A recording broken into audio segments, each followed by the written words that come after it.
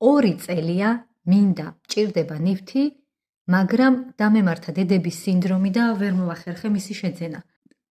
საკუთარი თავის, საკუთარი ჯანმრთელობისთვის, როდესაც ვერ გამოვნახავთ დროს და სახსრებს, აი ამას ქვია დედობის სინდრომი.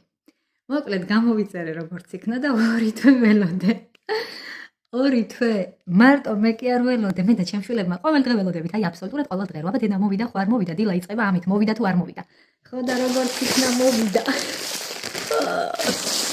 ძალიან მიხარია, ძალიან მიხარია, ერთი სული მაქვს გავხსნა, მაგრამ რადგან მე და ჩემი შვილები ერთნაირი სიხარულით ველოდებით, მოდი დაველოდები, როდის მოვლენ სკოლიდან და ერთად გავხსნით ამ ნივთს.